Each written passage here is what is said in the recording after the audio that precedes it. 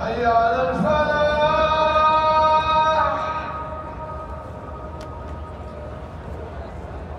حي على الفلاح.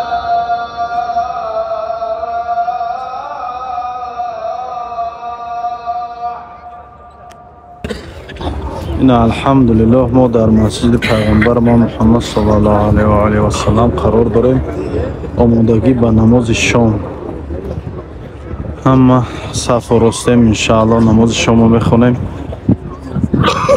برادرای عزیز روز اولی ما در مکان‌های مقدس در مدینه منوره اولین روز ما باور کنید وقت داخلی همین مسجد پیغمبر محمد صلی الله علیه و سلم شدیم یک بوی همین خیلی فورم در مشامت میرسه که برو در این ویدیو تفسیر کرده و وصف کرده نمیشه.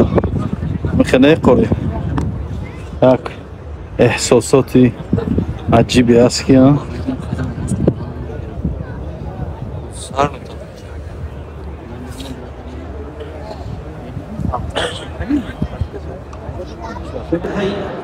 وصف لهذه المرأة تصفه عائشة حسنة الهيئة،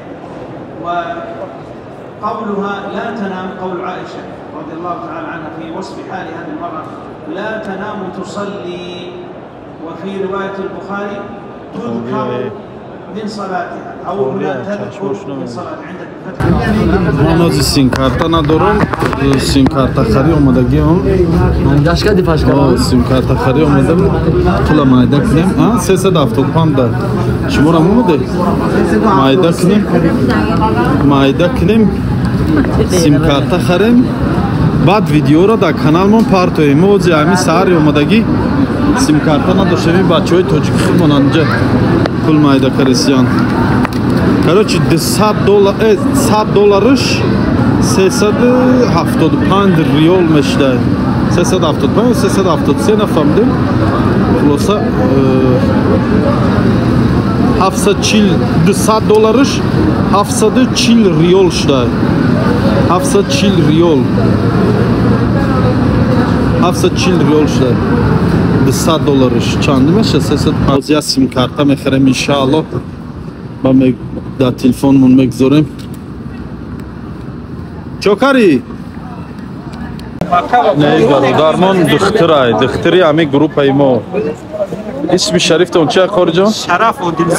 شرف و دلزاد. این برادر دختری شرکت رمضان تور. نه برادرها برای پول رازبار در امجا برای پول بحث رفته سر. خورجان سیم کارتا رو چخیلی کرده؟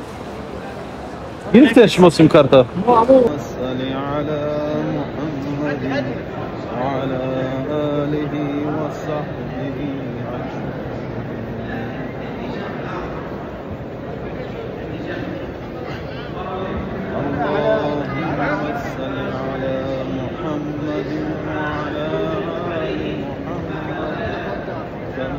صليت على إبراهيم وعلى آل إبراهيم إنك حميد مجيد.